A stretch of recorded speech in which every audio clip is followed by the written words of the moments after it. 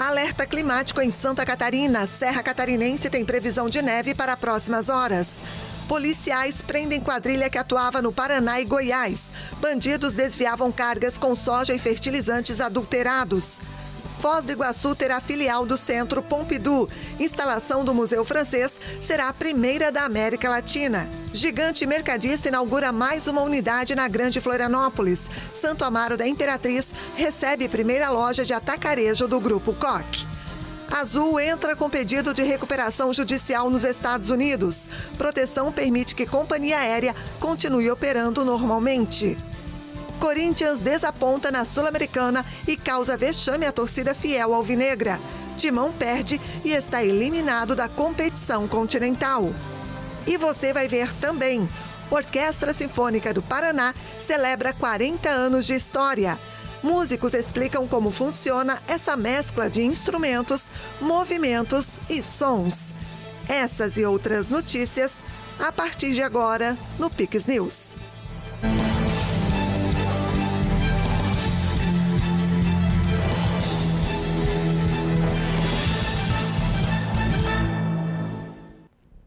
Olá, sejam todos bem-vindos ao Pix News desta quarta-feira, 28 de maio. Agora, no horário de Brasília, 8h02, nós estamos ao vivo. A Defesa Civil de Santa Catarina mantém a possibilidade de neve entre hoje e amanhã no estado. O alerta é resultado do avanço de uma intensa massa de ar frio que já começou a se aproximar do território catarinense na manhã desta quarta-feira. A frente fria que chegou no Rio Grande do Sul avança por Santa Catarina. Ao longo desta quarta, o ar frio se espalha pelas regiões do Oeste, Planaltos e Alto Vale, provocando uma queda acentuada nas temperaturas. A combinação entre temperaturas muito baixas e alta umidade mantém a previsão de neve para a Serra Catarinense, com maior probabilidade para esta quinta-feira. A passagem da frente fria no estado deve trazer também chuva, ventos fortes e agitação marítima. É na quinta-feira que a combinação do frio e a umidade provoca precipitação invernal, como neve e chuva congelada. O frio se mantém até o domingo e, por conta dessa persistência, que se recomenda atenção redobrada com a população vulnerável, idosos, crianças e animais de estimação. Além disso, também a recomendação redobrada para os motoristas, devido à visibilidade reduzida por conta da formação de nevoeiros e a possibilidade de congelamento na pista. Para sexta-feira, a previsão é de um amanhecer gelado, com mínimas entre -3 e -5 graus Celsius, na Serra e em parte do meio-oeste. No extremo oeste, meio-oeste e Vale do Itajaí, os termômetros devem marcar entre 0 e 5 graus Celsius. Já no litoral, as mínimas variam entre 5 e 10 graus Celsius. No fim de semana, o frio continua principalmente durante as noites e madrugadas. Com a presença maior do sol durante o dia, as temperaturas tendem a ficar um pouco mais amenas. Agentes da Polícia Civil do Paraná e Polícia Rodoviária Federal cumpriram nesta quarta-feira 135 ordens judiciais contra uma organização criminosa investigada por furtar, adulterar e revender de forma ilegal cargas de soja e fertilizantes para cidades paranaenses e do estado de Goiás. São 135 ordens judiciais contra membros do esquema criminoso que misturava areia à soja desviada e aliciava motoristas a participar do esquema.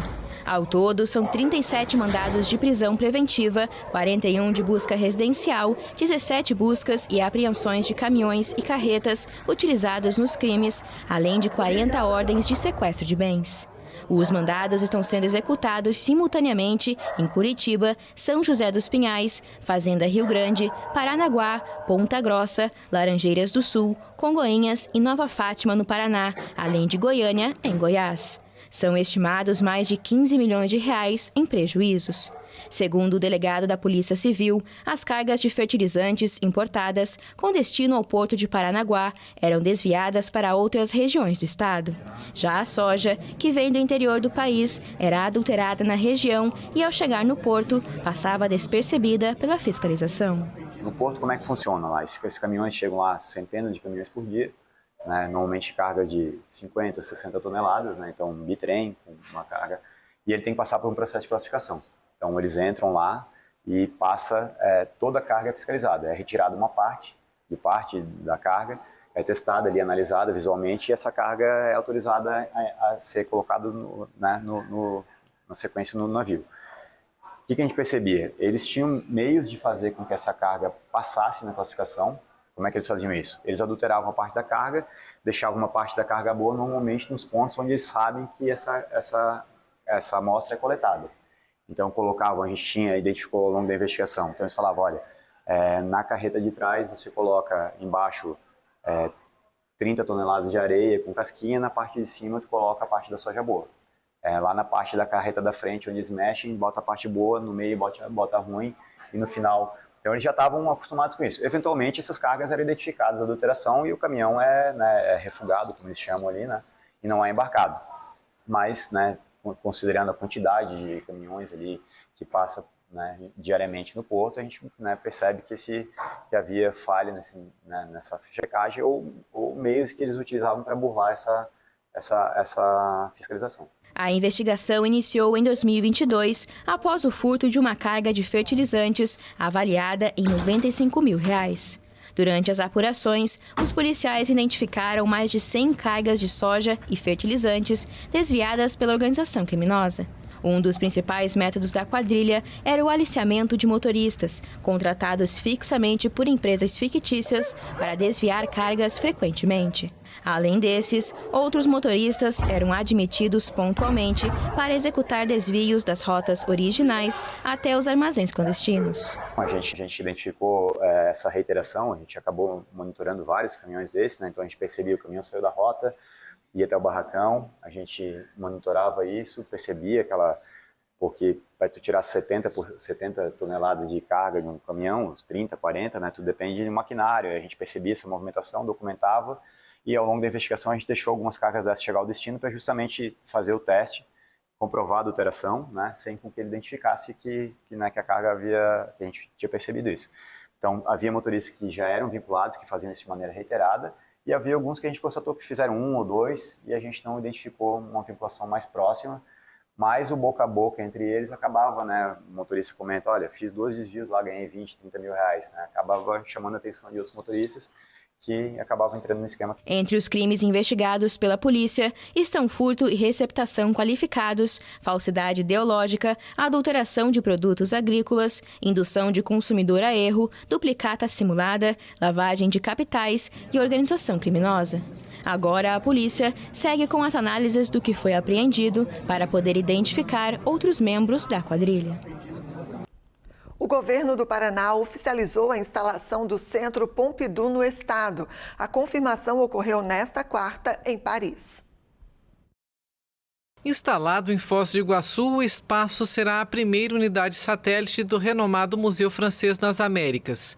Anunciado em julho de 2024, agora os governos franceses e paranaense oficializam a instalação da moderna estrutura na região da Tríplice Fronteira entre Brasil, Paraguai e Argentina. Além de inovador, o projeto é descrito como respeitoso ao meio ambiente. Para nós é uma grande oportunidade na área da cultura, de trazer grandes exposições para o estado do Paraná, colocar o Paraná na rota do circuito mundial de museus, pela importância que tem o Museu Georges Pompidou, né? O Museu Georges Pompidou francês, ele está entre os 5 maiores museus do planeta e vai ser o primeiro no hemisfério sul. Quer dizer, é um marco realmente também nessa rota, nesse roteiro de museus do mundo, colocando Foz do Iguaçu nesse mapa cultural, o Paraná como um todo, no mapa cultural do mundo. O Centro Brasileiro vai oferecer uma programação multidisciplinar que vai misturar exposições, espetáculos ao vivo, grandes ciclos de cinema, festivais, conferências e residências de artistas.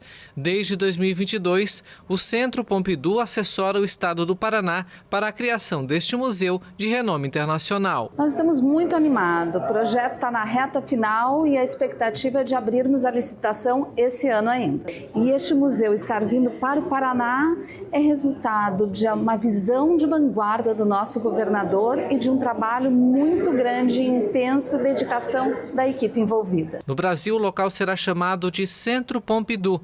As exposições contarão com parte das coleções do Museu de Paris, um dos mais importantes do mundo em arte moderna e contemporânea, que vai fechar as portas em Paris em setembro para obras de reforma que devem durar pelo menos 5 anos.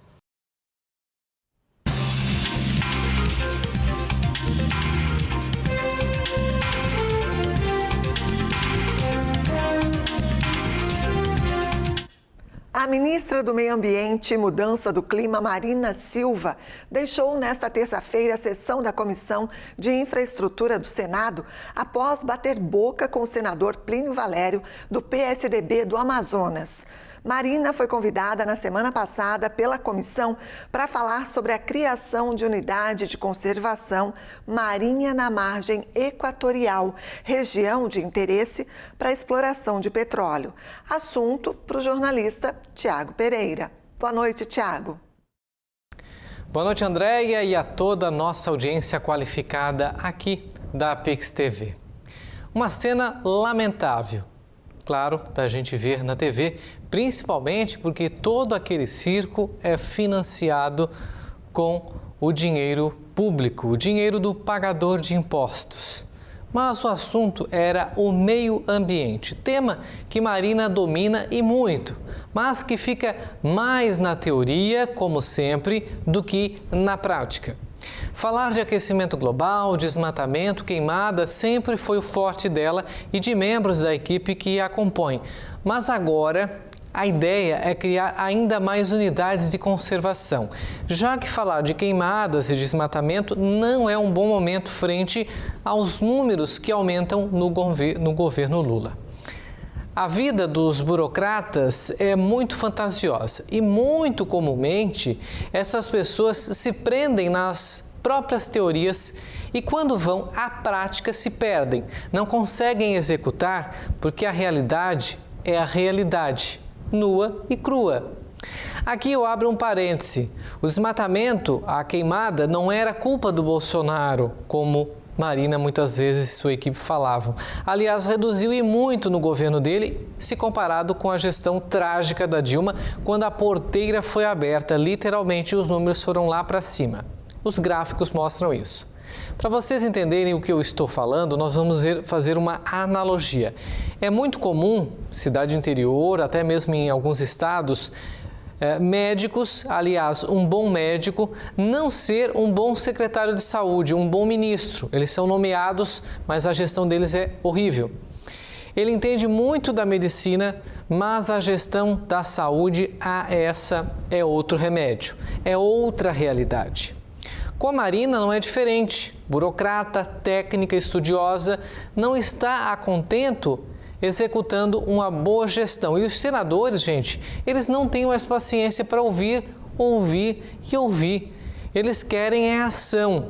O senador Osmar Aziz foi claro, ele quer estrada. A população pede melhorias de locomoção na Amazônia. Uma estrada é como uma pequena formiga vista de cima na imensidão da Amazônia, mas o interesse da gestão é outro. Marina parece até político de esquerda, que prefere a população na pobreza que os tirarem dela por causa do Bolsa Família, com medo de perder o voto. Fazendo analogia com o meio ambiente, né? Parece que querem que as queimadas aumentem, que a Amazônia continue sendo degradada e por aí vai. Porque enquanto eu tenho esse problema, eu tenho o meu emprego, eu vendo a minha ideia, eu vendo a minha ideologia sobre aquele assunto. Acho que o que nós vimos, na verdade, é o limite. Os senadores cansados de ouvir burocracia no momento em que se pede agilidade. E olha que a confusão não foi de senadores do Partido Liberal, meu Deus, porque se fosse, a narrativa seria outra. Como não foi, a mídia deu destaque só ontem para esquecermos hoje. Portanto, hoje não se fala mais no assunto. Alguns sites, alguns veículos de imprensa mais tendenciosos à esquerda levaram a possibilidade de que os senadores foram machistas, que houve a confusão apenas porque ela era mulher, quando na verdade a gente traz aí dados de que os senadores estão cansados, não dá mais. Por hoje é só, boa noite a todos. André e audiência, a gente volta a se ver na sexta-feira. Até lá. Até lá, Thiago, obrigada. Agora, uma pausa, vamos para o intervalo e você vai ver ainda nesta edição. Azul entra com pedido de recuperação judicial nos Estados Unidos. Você vai conhecer a Orquestra Sinfônica do Paraná, que comemora hoje 40 anos de história. E a seguir, Santo Amaro da Imperatriz recebe a loja de número 82 do Grupo Coque. É logo após o intervalo. Voltamos já já. Ai, quanta promoção no Comprão! Ai, que descontão! No Comprão sempre dá pra levar mais. Cebola cabeça, R$ 2,99 o quilo. Banana caturra, R$ 1,49 o quilo no Clubicar. Contra filé ATC a vácuo, R$ 39,79 o quilo. Feijão preto reserva 1 quilo, R$ 3,69. Açúcar extra fino doce açúcar 5 quilos, R$ 16,99. Lava roupas brilhante 4 quilos, R$ 29,99. Melhor preço é no Comprão. Ai, que loucura! Mais importante que falar dos 46 mil benefícios oferecidos em universidades catarinenses é falar das histórias que o programa Universidade Gratuita está ajudando a escrever. Em 2 anos, o governo pagou as mensalidades de milhares de alunos, tornando possível o sonho da faculdade em todas as regiões do estado. Informações? Acesse o site. Programa Universidade Gratuita. Oportunidade para quem precisa. Governo de Santa Catarina. O que é Garopaba? É luz, é verão, é esporte, é música, é tainha, é tempero, é história, é encanto, é tradição, é cultura, é pra criança, é pra família. Garopaba é a Garopaba. Venha viver de perto. Hoje eu vou te mostrar qual é a boa em Santa Catarina. 20 centímetros de qualidade. Essa é a boa. E esse trecho tá aqui, é um tapete. Olha aqui, um investimento gigante. Já são mais de 50 obras e ainda tem muito trabalho pela frente. Escuta aí o que o povo tá achando do Estrada Boa. Estrada Boa vai trazer desenvolvimento. Agora o negócio tá indo. Patrola trabalhando, os caminhões. Melhor ideia que tiver de fazer de concreto. E com certeza vai melhorar para todo mundo. Estrada Boa, Governo do Estado de Santa Catarina. Olá, estamos de volta, agora 8h18. Com trajetória iniciada nas feiras da Grande Florianópolis, o Grupo Coque chega a 82 lojas em Santa Catarina e agora aposta no potencial do município de Santo Amaro da Imperatriz. A cidade de Santo Amaro da Imperatriz agora faz parte do mapa de crescimento do Grupo Coque. A inauguração da nova loja Comprão marca a chegada da maior rede supermercadista de Santa Catarina ao município e a abertura da 82ª unidade do grupo. Santo Amaro da Imperatriz é uma cidade que eu vejo com bons olhos, porque é uma das cidades que mais cresce, é uma das cidades que mais valoriza, é uma das cidades que tem uma qualidade de vida muito boa. Por isso estamos inaugurando esta loja, esta mega loja aqui em Santo Amaro da Imperatriz. Eu acredito muito no potencial de crescimento desta cidade. Com mais de 10 mil metros quadrados de área construída e 390 vagas de estacionamento, a nova loja oferece padaria, açougue, adega com mais de 500 rótulos e um mix completo de serviços nas lojas da galeria. É a primeira loja aqui na cidade, nós estamos há mais de 20 anos no mercado, em Santa Catarina e Paraná. E Santo Amaro não tem muitos atacadistas, né? Então quando houve essa oportunidade de a gente entrar em Santo Amaro, era o que a gente realmente queria. Essa cliente agora tem uma opção de compras bem perto de casa. Sim, para mim ficou ótimo, né? Que a gente tinha que fazer compra lá na Palhoça. Aí aqui esse mercado ficou uma maravilha. Na área de hortifruti, a aposta é nos produtos frescos e nos fornecedores da própria região. Então, eles entregam direto aqui na nossa loja, com produtos fresquinhos, com qualidade, diariamente, inclusive essas entregas, até para o nosso cliente ter um frescor, né, no nosso hortifruti, que é a nossa referência, né? Presente em 35 cidades, o Grupo Coque é a maior rede de supermercados de Santa Catarina e ocupa a 10ª posição no ranking geral da Associação Brasileira de Supermercados. O Grupo Coque é um grupo que é reconhecido pela constância do crescimento. A gente vem crescendo há 30 anos. Nós temos uma constância em crescer continuamente. Então, a cada loja que se inaugura, a cada loja que se visita, a gente vem melhorando os processos. O varejo, ele tem que ser repetido e melhorando. Então, é isso que a gente procura fazer. É praticamente fazendo a mesma coisa todos os dias, mas melhorando o que se está fazendo. Então, quando se consegue melhorar os processos, facilita o trabalho e com isso a gente vem conseguindo crescer cada vez mais. A filosofia de gestão da empresa também passa por equilíbrio, com o cuidado com o negócio, caminhando lado a lado com o bem-estar pessoal. Eu sempre digo, se você quer ter sucesso pessoal e profissional, primeiro você tem que cuidar da sua saúde, para depois cuidar da sua família e depois cuidar do lado profissional. Não inverta a ordem. Primeiro, cuide de você mesmo. Se você tem energia, estando muito bem com você, muito bem com a família, o lado profissional é uma consequência. A Azul Linhas Aéreas Brasileiras anunciou nesta quarta-feira que vai entrar com pedido de recuperação judicial sob a lei americana para reorganizar as finanças, parte de um acordo com os credores e parceiros. A empresa, que se apresenta como a maior companhia aérea nacional em números de voos e destinos, garantiu que vai seguir operando ininterruptamente e cumprirá todas as obrigações com os passageiros e funcionários durante o processo, sob o amparo do capítulo 11 da Lei de Falências Americana. Essa proteção permite que as empresas continuem operando normalmente, enquanto reorganizam a estrutura financeira sob supervisão judicial. A reestruturação conta com o apoio dos principais parceiros financeiros e inclui 1 bilhão e 600 milhões de dólares, cerca de 9 bilhões de reais, em financiamento durante o processo e a eliminação de 2 bilhões de dólares, mais de 11 bilhões de reais em dívidas. Além disso, a empresa planeja 950 milhões de dólares, o equivalente a 5 bilhões e 300 milhões de reais, adicionais em novos aportes de capital, após a conclusão da reorganização.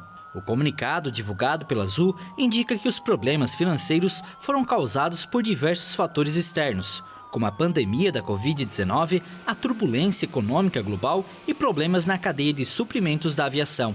Em janeiro do ano passado, a Gol, concorrente da Azul, também recorreu a um processo de reestruturação financeira nos Estados Unidos. A Argentina ratificou a decisão de abandonar a Organização Mundial da Saúde e reafirmou a concordância na área de saúde com o governo dos Estados Unidos, durante uma visita a Buenos Aires do secretário de Saúde americano Robert F. Kennedy. O governo do presidente Javier Milei justificou a saída do organismo multilateral ao afirmar que as receitas da OMS não funcionam porque não são baseadas na ciência, mas em interesses políticos e estruturas burocráticas que resistem a revisar os próprios erros. A decisão foi inicialmente anunciada em fevereiro pelo presidente ultraliberal, segundo os passos do colega Donald Trump, que anunciou a saída dos Estados Unidos da OMS em janeiro. Kennedy fez um apelo na semana passada para que outros países abandonassem a OMS. O governo argentino também anunciou uma revisão estrutural dos organismos nacionais de saúde para ordenar, atualizar e tornar transparentes estruturas e processos do sistema de saúde. Os Estados Unidos vão deixar de recomendar vacinas contra a Covid-19 para crianças e mulheres grávidas saudáveis. O anúncio foi feito pelo secretário de Saúde, Robert Kennedy Jr., que considera uma decisão de bom senso baseada em dados científicos.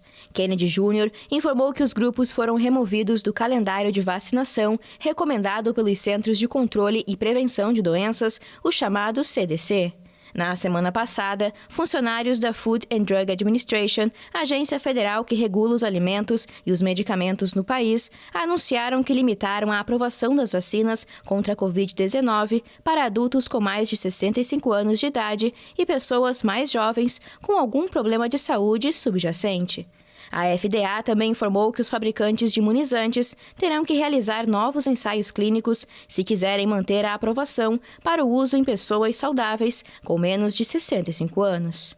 O governo Trump afirma que outros países, como Reino Unido, Alemanha e França, recomendam reforços anuais apenas para pessoas mais velhas e imunocomprometidas.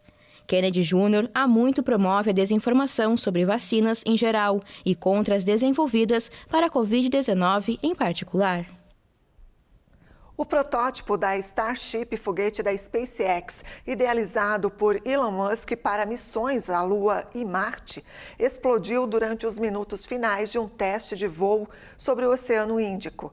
A nave, que decolou da base da empresa no sul do Texas na última terça, não conseguiu concluir a missão. O voo não era tripulado. O propulsor Super Heavy, primeiro estágio do foguete, também falhou em realizar a aterrissagem programada no Golfo do México. Já o estágio superior, que seguiria até a zona de pouso próxima à costa da Austrália, apresentou vazamento de combustível e perdeu o controle da direção. A empresa reconheceu a falha com o eufemismo para a destruição da nave e na rede social X escreveu que a Starship sofreu uma rápida desmontagem não programada e ressaltou que o teste é um aprendizado para as próximas tentativas, que, segundo o empresário Elon Musk, serão mais frequentes. A justiça francesa condenou nesta quarta-feira o ex-cirurgião Joël Le Scornec, a pena máxima de 20 anos de prisão por estuprar e atacar sexualmente 299 pacientes, a maioria menores de idade. O julgamento, que começou em fevereiro, chocou o país. A promotoria havia pedido 20 anos de prisão e outras medidas menos comuns, como confinamento em um centro de tratamento para monitoramento adicional após o cumprimento da pena.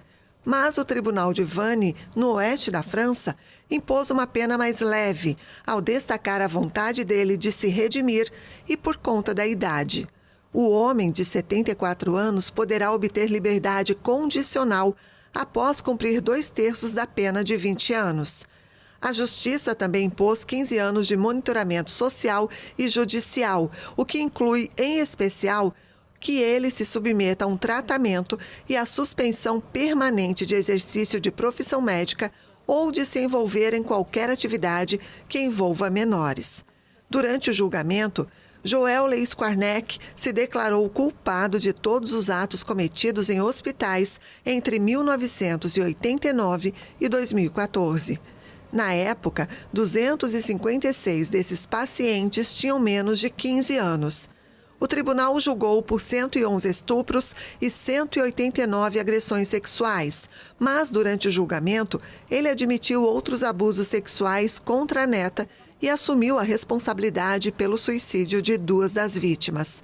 O ex-cirurgião já cumpriu 15 anos de prisão desde 2020, por estupro e agressão sexual de 2 sobrinhas, de uma jovem paciente na década de 1990 e de uma vizinha de 6 anos em 2017.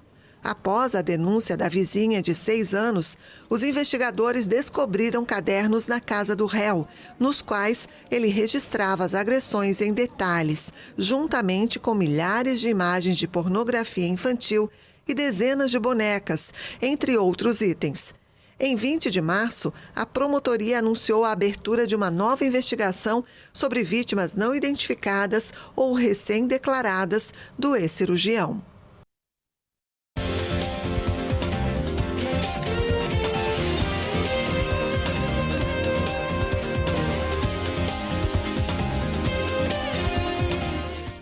Vinícius Pacheco chega por aqui com informações da Libertadores e Copa Sul-Americana, com destaque para o vexame do Corinthians, que perdeu e está fora da competição continental. Que coisa, hein, Vini? Boa noite, bem-vindo. Boa noite, André. Boa noite a todos que nos acompanham aqui no Pix News. Corinthians voltando para casa desclassificado. Mas primeiro a gente vai falar sobre a Copa Libertadores. Isso porque o rival do Corinthians, o São Paulo, venceu ontem com um placar até que tranquilo. Já estava classificado, mas conseguiu garantir a liderança do grupo. E a gente confere os gols do São Paulo agora, que saiu na frente com o Sabino. Cruzamento para a área, o toque de cabeça, 1-0 para o São Paulo. O Tadieres chegou a empatar com o Federico. Toque sobrou para ele, ele de perna direita mandou no canto, fazendo 1-1, empatando e o São Paulo foi buscar novamente a vitória. A troca de passes, o zagueiro tirou mal e acabou que o Luciano recebeu e mandou na gaveta. Já no finalzinho do jogo, a notícia triste, né? O Navarro saiu aí acusando principalmente o volante paraguaio Bobadilla, que é paraguaio.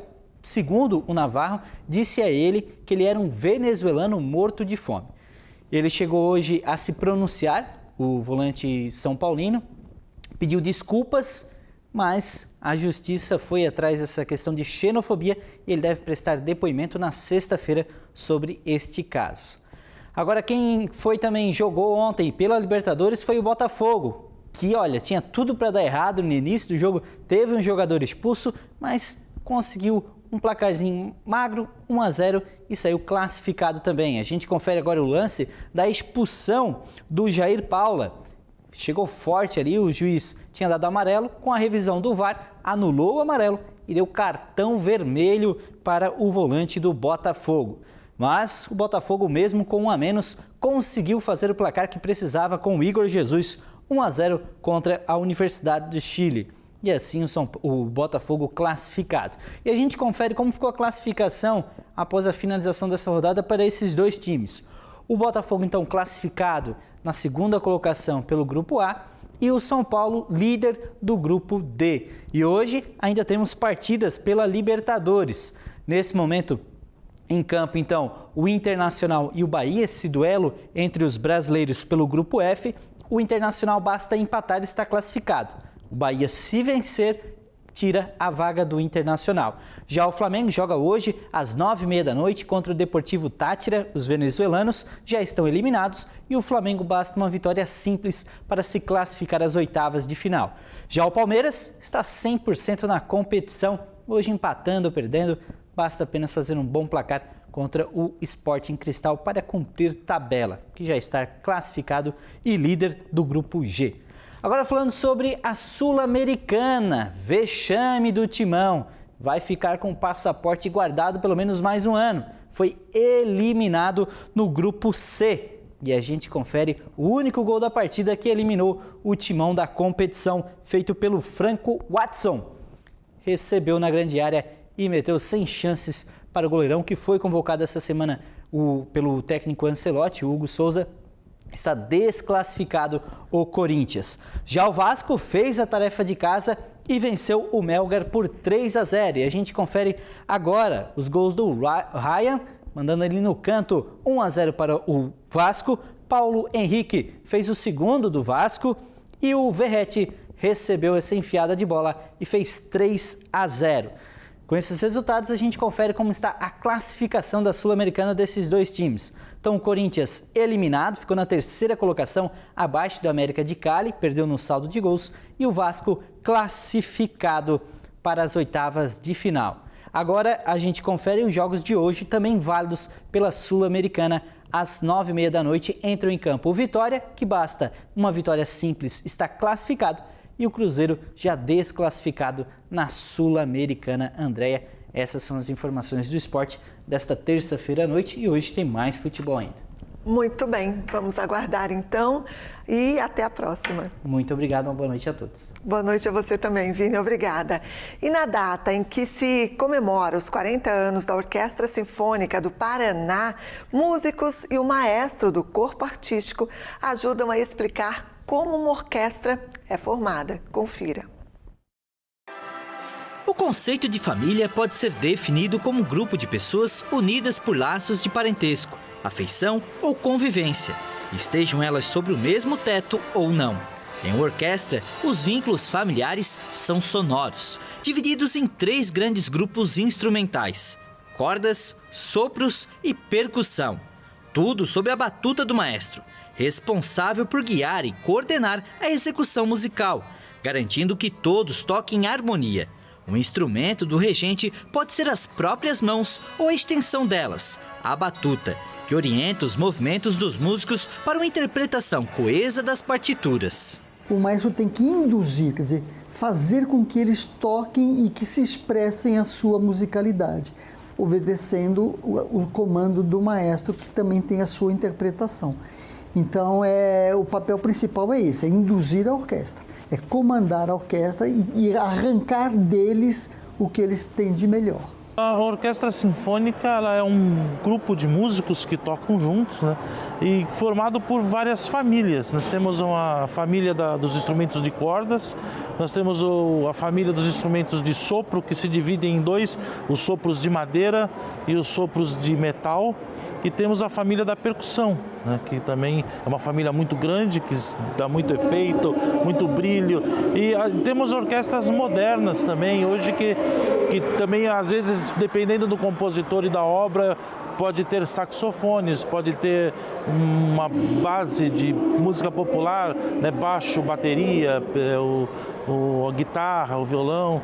Então isso vai depender bastante da forma escrita, né? Assim como em uma casa, não há um integrante preferido. Mas no palco existem posições de destaque. Cada naipe tem uma disposição, conforme a frequência do som e como ele alcança o público. Mais próximas do maestro, na frente do palco, estão as cordas. Como a orquestra não usa amplificação, não usa microfones, é a própria acústica do teatro que vai levar esse som até a plateia, até o ouvinte. E então você tem que ter essa disposição para se ouvir melhor. As cordas, elas já ficam na frente, porque para competir com metais, com percussão, tem um som menor. Os sopros de madeira ocupam a região central, servindo como ponte entre as cordas e os metais. As cordas, elas são a cama da orquestra, né? Então, tem lá 12 violinos, quase sempre os 12 fazem uníssono, a mesma nota. Cellos também, violas também, segundo violinos também, né? Já os sopros, madeiras e metais, são solos, né? Você vê que só tem 3 flautas, ou 2, às vezes uma toca sozinha, o boé, fagote, clarinete também. Então, é muito transparente, são todas partes solistas que fazem aquela costura na cama que as cordas estão tocando, né? Elas fazem a nossa cama para a gente ir lá e deitar em cima, né? Se ouve um clarinete, você sente aquele som meio escurecido. A flauta tem um som brilhante, você pensa mais em luz, né? O trombone é uma coisa grave e potente também, a tuba é mais profunda. Então, isso são os timbres, é aquilo que a imagem que te passa quando você ouve o som do instrumento. As madeiras ficam no centro da orquestra porque elas servem de um elo de ligação entre os metais, que estão muito longe, né, e as cordas que estão lá na frente. Então elas servem de uma ligação com os metais e cordas e também ajudam na afinação, né? Elas servem de base para afinar. Os músicos de cordas estão ouvindo as madeiras e estão se equilibrando ali na afinação. Ao fundo, mas com igual importância, está a família da percussão, responsável pelos sons mais potentes e ritmados. E então é assim, o percussionista é o que eu sempre digo, se tem escrito alguma coisa que não seja cordas, madeiras e metais, é o percussionista que vai ter que se virar para fazer. Então, sempre sobra para o percussionista tocar algum instrumento diferente, assim, algum instrumento exótico. Uma das figuras que também ganha destaque no palco é o Spala, o primeiro violinista, que auxilia o maestro e senta à sua esquerda. Ele é quem dá o tom inicial, liderando a afinação da orquestra quando os músicos sobem ao palco. O Spala também participa dos bastidores, definindo questões técnicas, como a direção das arcadas dos primeiros violinos. Também passa essa uniformidade visual, que é parte do show, né, de quem está na plateia, por isso que a gente vai para o concerto ver música sendo feita ao vivo, então influencia na experiência das pessoas, de como elas percebem a música, até em coisas, por exemplo, quando a música é muito agitada, normalmente as arcadas são mais agitadas, então você ouve a agitação e vê a agitação. E exatamente no contrário também é verdade, quando a música é muito calma, a gente tenta fazer movimentos muito calmos para criar essa atmosfera e influenciar a forma como as pessoas apreciam a música. Atualmente, a Orquestra Sinfônica do Paraná é formada por 73 músicos, mas esse número pode variar dependendo da obra apresentada. Para comemorar as 4 décadas de trajetória, a orquestra prepara 3 concertos especiais, nos dias 28 e 29 de maio e 1º de junho, com a execução da Sinfonia número 2 de Gustave Mahler, conhecida como Sinfonia da Ressurreição. Uma oportunidade para celebrar em família com música de alta qualidade.